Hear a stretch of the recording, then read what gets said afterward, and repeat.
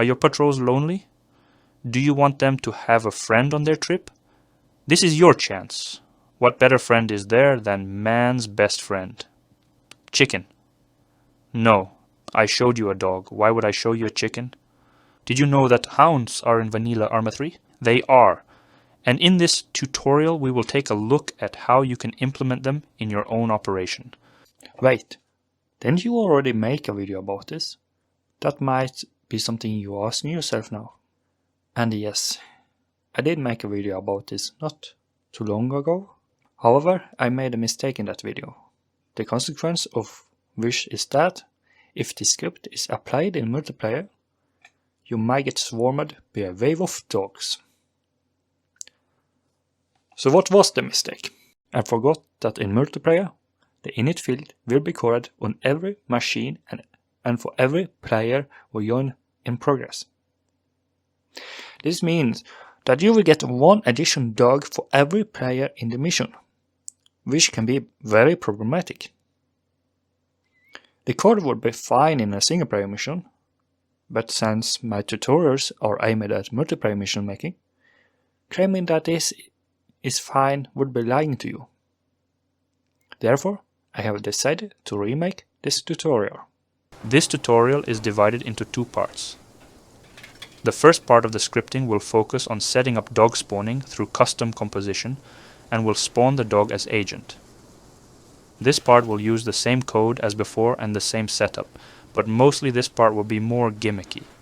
The second part will focus on spawning the dog as a unit when a mission starts or later through scripts and will include a use for the dog. To spawn a dog into your mission, you don't need to modify the game files, but it does require some planning. Here we are going to prepare a way to spawn dogs as a use. The method involves placing the spawning script inside the init field of an object. This object can be a prop, vehicle, or unit. Afterward, save the object as a custom composition. Then, when using Zeus, simply spawn the object and the code will be run. The script we are going to use is createAgent, class name, position, markers, placement, special. createAgent will create an agent. This is an NPC who is not grouped and does not have a standard FSM connected to it, meaning there is nothing controlling it and making it act. Class name is where we place the class name for the unit we want to spawn. We can find these in the Bohemia Interactive Community Wiki. Since we are looking at spawning dogs, we want to take a look at the page Arma 3, CFG Vehicles Animals. Position is where we place the position for where we want the agent to spawn. With markers, we could ignore using position and instead use markers as the location for spawning the agent. This is an array variable, and it lets us add different markers that will be chosen randomly if we want. Placement is the radius from the location where the agent may spawn. A smaller circle will mean it's closer to the given position. Special is where we can either have none or can collide. If chosen none, the spawning will try to spawn the agent in a place that is empty. With can collide, the spawning will not try to spawn the agent in an empty place. So, we find a suitable animal and copy its class. Then, if we want to use an object's init field to fire the code, we can just use this and then scope to the object's position. To scope to an object's position, we can use getPos, this, or similar commands. We can ignore markers, so leave it empty. And for placement, we can set it to 3 meters. We don't want the dog to be crushed, so we set the special to none. createAgent, Alsatian Sandblack F, getPos. This, 3, none. If we just want some ambient dogs in our mission, this is all we need. Now we just have to make a custom composite so we can spawn it as Zeus. So, let's do that. We choose an object we want to use. Here I choose a garbage pile and put the script inside its init field. After that, I save it as a custom composition under the name dogs, for example.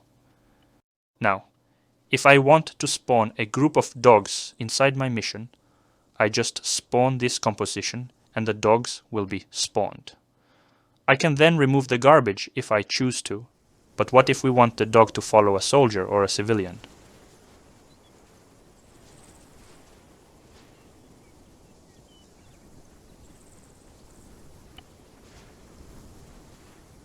How can we do that?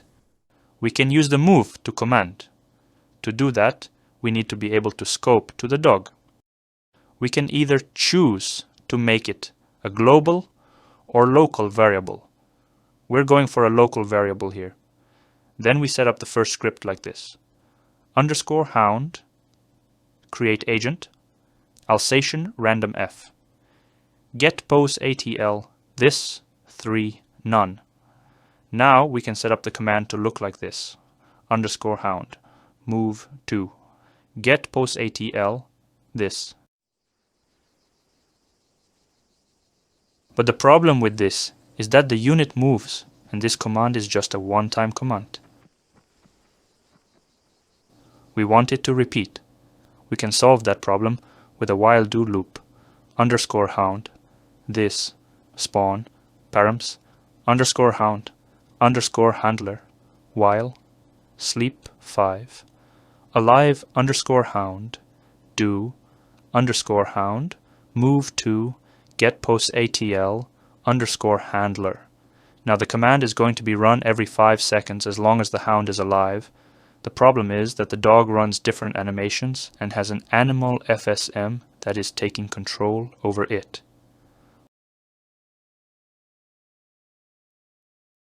We can solve this by just putting in this command, then the dog will follow the unit. _hound, playMove, dog run. And that's it for composition. I hope you now understand how to spawn dogs in Zeus and how to make them follow selected units. Next, we will delve into how to spawn dogs through scripts in a multiplayer mission. Getting a dog to spawn and work through scripts in a multiplayer mission are different than spawning it through Zeus or through script in single player, since spawning them as agent will not work as we want it to work. Therefore, let us discard what we learned in the first part and start anew. Are your patrols lonely? Do you want them to have a friend on their trip? This is your chance. Not like that. My aim with this script is to write it in a way that allows any modifications to the outcome to be made externally, without needing to rewrite the script for each dog I want to spawn, similarly like in the script around spawning a dog through Zeus. The most effective way to achieve this is by creating a SQF file containing the script, which can then be executed as needed.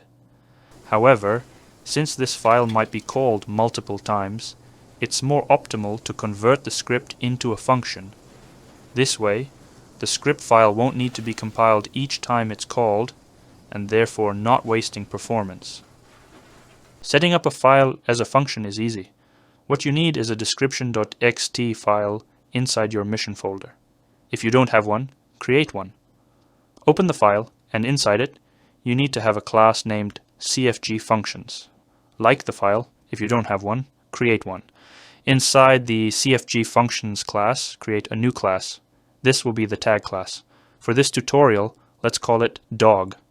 You can name it whatever you wish, just avoid using a name that's already in use. In this class, you should add the command tag equals dog. This attribute will set the tag at the beginning of the functions. Furthermore, inside the tag class, add a new class, which will be the category class. We will name it hound. In this class, we will set the path to our file. To do this, add the following code. File equals file path. We are going to replace file path with codes, who are the folder I'm going to use. After that, create a new class inside the category class. This will be the function class named wolf. Now the setup should look something like this. With that, we can proceed to setting up the script file. First, create a folder named codes. Now, create an SQF file inside the codes folder named fn_wolf.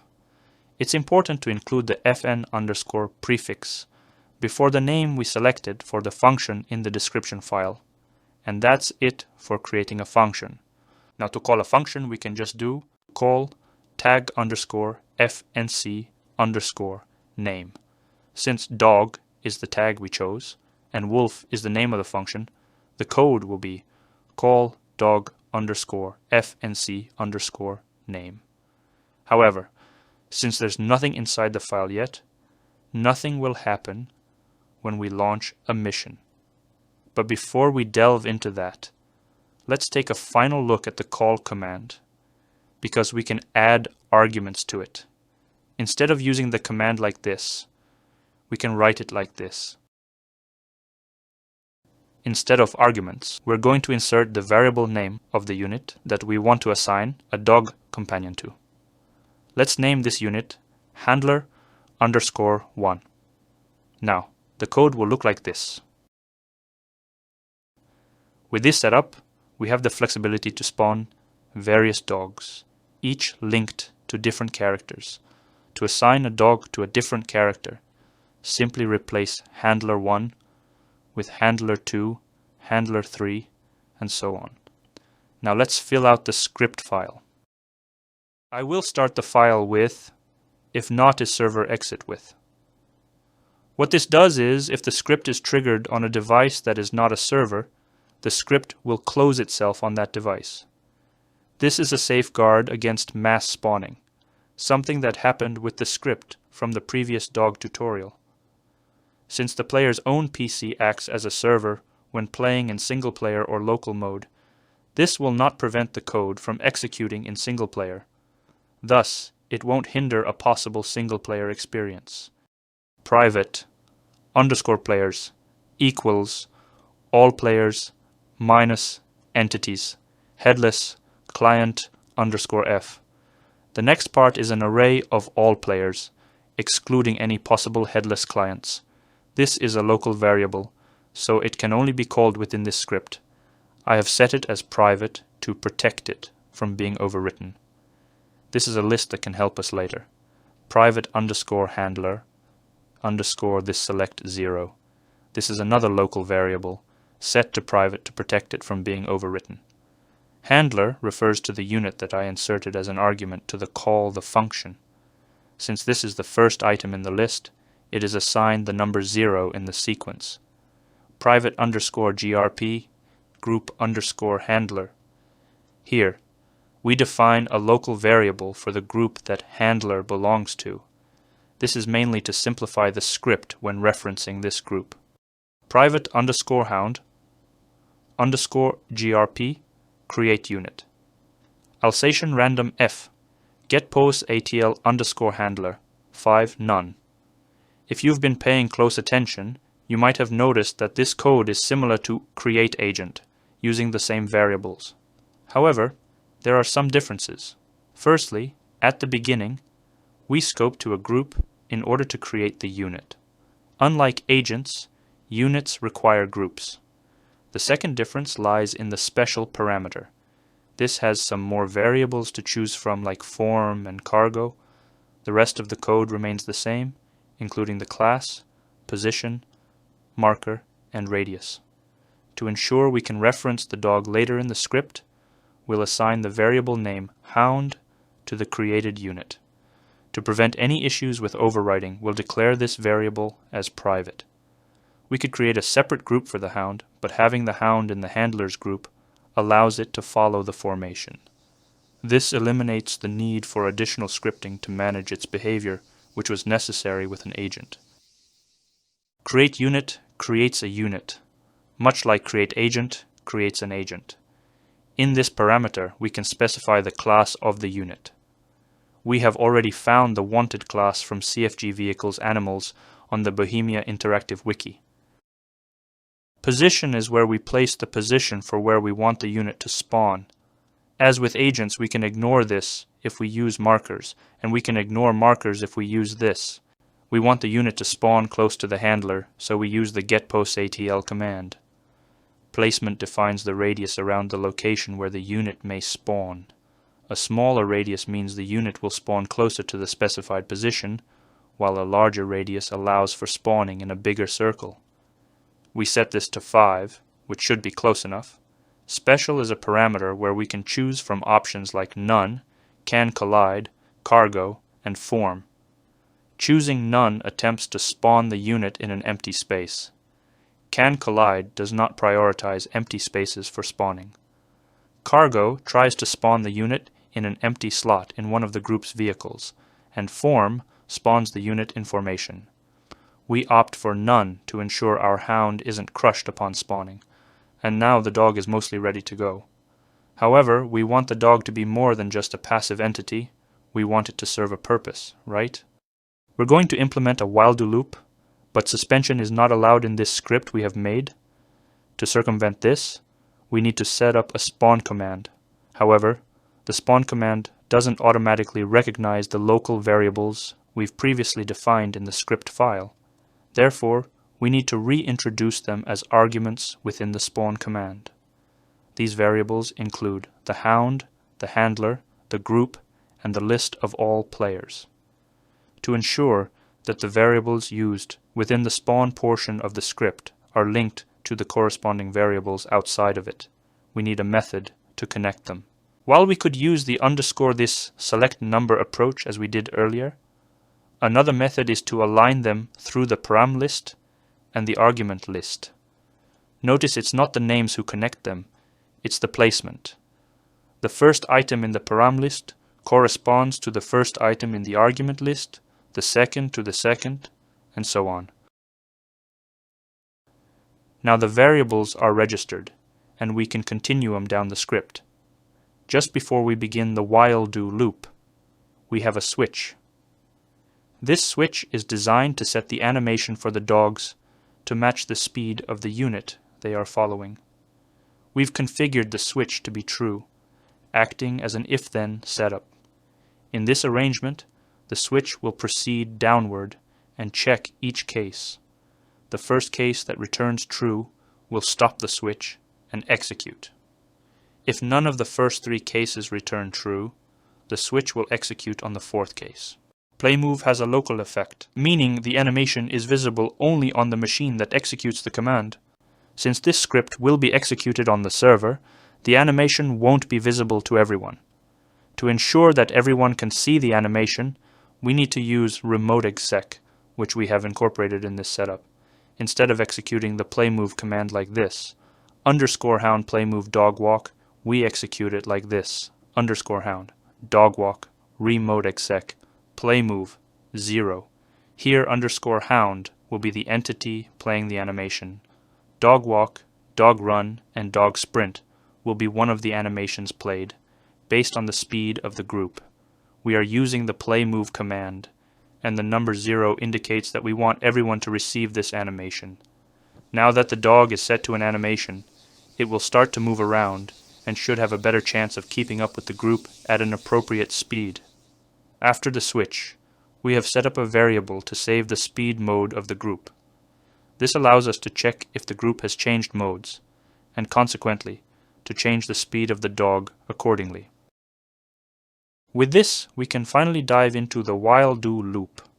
A while do loop will loop so long the condition set, return to true, so it are a good tool to have if you want something to repeat. But a warning, the while do loop has no suspension, so if you haven't added any suspension to the loop will run through the loop multiply times per frames and hurt the performance.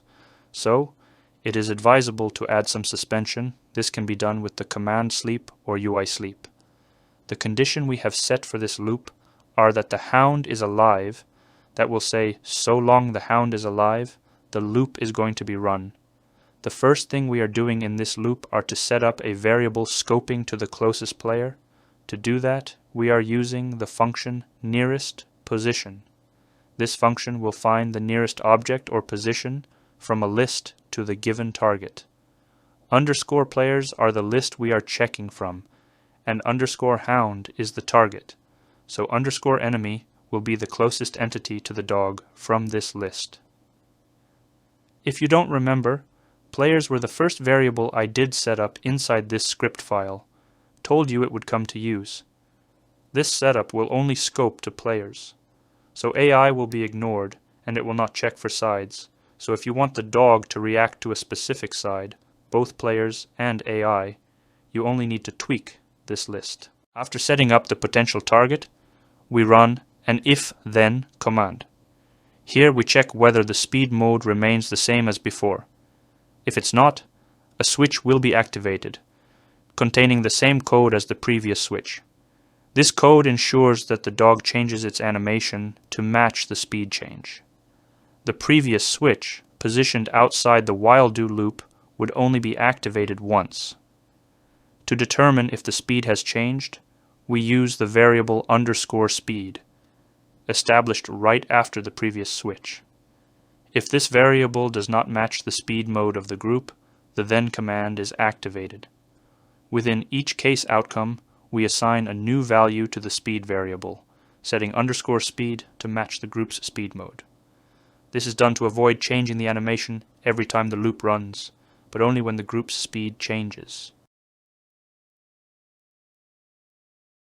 Following this, we have 3 if-exitWith cases. If any of the set conditions return true, the loop will stop, and the commands inside the brackets will be executed. The conditions we've established will check the leader of the group's behavior, and whether the scoped player is closer to the hound than a specific distance.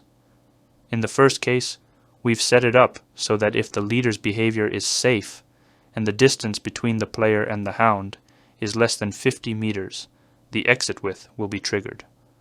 Once triggered, the hound will look at the enemy and start moving towards their position. The second statement activates when the leader's behavior is aware. Here, the required distance is less than 75 meters.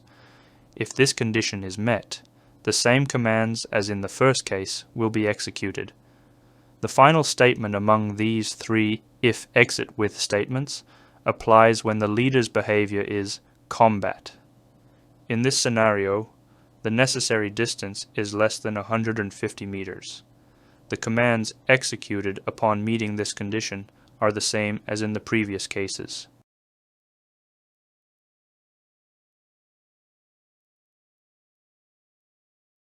We are soon ending the while do loop, but before that, we have one last if-then statement. This if condition states that if the enemy is less than 15 meters from the hound, then these commands will be executed.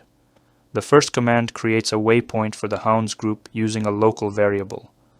The position of this waypoint will be at the enemy's location, but with a radius of 15 meters. The next step is to set the group's waypoint behavior to aware. Then, we set the waypoint's type to search and destroy, and the last command regarding this waypoint is to set it as the current active waypoint. Next, we create a new waypoint using another local variable. The location of this waypoint is the position of the group's leader. We set the behavior for this waypoint to safe, and its type is also search and destroy. This setup will cause the group to start moving towards the player's position if the dog gets close to the player.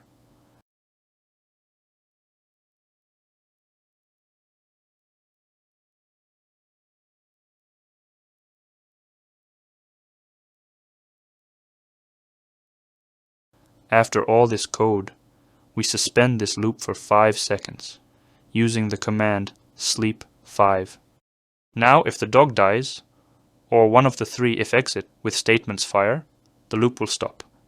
If none of this happens, the loop will start again at the top with designate the closest enemy, check if speed mode has changed, check if any one of the 3 if-exit with statements return true, and check if any players are closer than 15 meters to the dog, then sleep and repeat.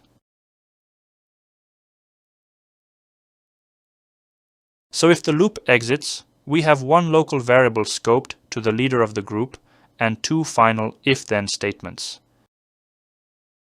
These codes will be executed once the loop breaks. The if statements will check if the hound is alive and if the handler is alive. If both the dog and the handler are alive, we will execute a new function called dogFNCHunt with these 4 arguments: _hound, _handler, _grp, _players. If the hound is alive but the handler is dead, we will still execute the dogFNCHunt function. However, instead of using _handler, we will use _grp leader. This is to replace the handler in the event of their death. Since these statements are on the same level as the loop, local variables created inside the loop cannot be transferred to these statements. As this script is written to work with different dogs simultaneously, converting the local variable to a global one for broadcasting is not desirable.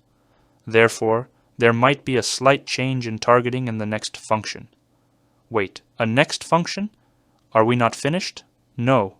We have 2 more functions to write. This script file was just the beginning. The next function will be a hunting script, and the last will mostly be a copy of this script. The purpose of these 3 scripts is to create a scenario where a dog, while patrolling with a group, finds a target, hunts it down, and then, if the target dies or escapes, returns to its patrolling state. The first step we will take is to create a new function. Since we have already referred to it as dogFNCHunt in the previous script file, we will create a SQF file named fnhunt. We'll place this file in the same folder as the other script file we made earlier, in the folder named codes or whatever name you chose for it. To register this as a function, we need to open the description xt file again and scroll down to the class hound that we created earlier. Within the class hound, we will create a new class called hunt. Now that the file is set up, we can begin writing within it. The first thing I've implemented in the script is the same safeguard as before, to prevent unintended execution. The next step involves assigning variables. Here, we use _the_select_number to assign the desired parameters to the arguments specified in the call command for this script from the previous script. The number indicates the position of the argument in the list, starting from 0. This means that if the original handler is dead, and the function is called with the group leader in the arguments, the group leader will be assigned the parameter of the handler. We then define the target before the loop. This is important because we want the hound to focus on a specific player throughout its hunt, preventing it from switching targets based on proximity whenever the loop executes. To ensure these variables aren't overwritten, we set them as private. Next, we use a new spawn command. Like in our previous scripts, suspension is not permitted, and local variables do not get inherited through spawn or similar commands. Therefore, we need to set them up as arguments, and like in the previous script, we assign parameters through listing, where the position of the parameter corresponds to the position of the argument. As before, we begin with a switch to set the animation of the dog based on an appropriate speed mode, and then assign _speed to that speed mode to ensure _speed is carried over within the loop. It must be placed outside the switch, similar to what we did in the previous script. After that, we can start working on the loop. The loop's condition remains the same as before. As long as the dog is alive, the condition will return true. We begin this loop a bit differently than the last one. Previously, the enemy was assigned every time the loop executed. This time, the assignment of the enemy has already been done outside the loop to prevent any change of target, as mentioned earlier. So, we start the loop with 2 if exitWith statements. The first statement checks if the target is alive. If the target is not alive, the loop will stop and the dog will return to the handler. The next if exitWith statement checks if the target is more than 400 meters away from the dog. If this is the case, the loop will also stop and the dog will return to the handler. After these 2 statements, the next phase in the loop is the assignment of the animation. This setup is the same as in the previous script. It checks whether _speed matches the speed mode. If not, the animation will change and _speed will be redefined. Following this, we again use the doWatch and doMove commands. doWatch, as used in the previous script, will make the hound watch the enemy. The doMove command will direct the dog to move to the enemy's position. It's important to note that doMove is used for units, moveTo for agents, and move for groups. Finally, we include an if-then statement, similar to the one used at the end of the loop in the previous script. If the dog is closer than 15 meters to the target, the group is assigned a waypoint to that location and another waypoint at their leader's previous location. This is done to ensure that they move around after searching the target's location, rather than just stopping after their search. We then suspend the loop for 5 seconds with the command sleep 5. As long as the hound is alive, and the enemy is neither too far away nor dead, the loop will execute every 5 seconds, prompting the dog to hunt the enemy. When the dog nears the enemy's location, the group will follow. The dog will continue to hunt the enemy until something breaks the loop. When the loop does break, as before, we have a local variable scoped to the group's leader. Then, 2 if-then statements. Check whether the dog is alive and if the handler is alive. As before, if the handler is dead, the new group leader will take their place. If the dog is dead, no function will be called. In the then part of the statement, we use the call command, now invoking the function dog_fnc patrol with 4 arguments, _hound, _handler, _grp, and _players. In the last statement, we simply replace _handler with _grp leader. And that's the second function done. Now only one is left, and that's mostly just a matter of copy and paste. Finally, there are only one last function to create. As before, we create a new SQF file within the codes folder, this time named fnpatrol. Then, in description.ext, we add the class patrol inside the class hound, alongside the other 2 classes we have already created. With that, the last function is established. To begin filling out the last script file, we start with the safeguard to ensure that no one other than the server can execute this script. Next, we connect the local parameters to the arguments used to call this function, following this setup. As before, we include these variables in the arguments for the spawn command, and then link these arguments to the parameters inside the spawn function. Then, just like before, we start with a switch that sets the animation for the hound to match the speed of the group. After the switch, we save the speed mode in a variable for later checks. The loop in this script is exactly the same as in the first script. It involves designating the closest player as a potential target, checking for changes in speed mode and reacting accordingly, monitoring the behavior of the group leader, and determining if the target is close to the hound. If so, breaks the loop. If not, there is a failsafe to check if the target is direct close to the dog and put up a waypoint to them. If not, the script sleeps for 5 seconds and then repeats. If the loop is broken, it scopes to the leader, checks if both the hound and handler are alive, and if so, fires the hunt function. This leads to the creation of a loop between these 2 functions. When one of the while do loops breaks and the dog is alive, the next function will be called. And when the loop in this function breaks, the next function will be called. This results in the dog functioning automatically.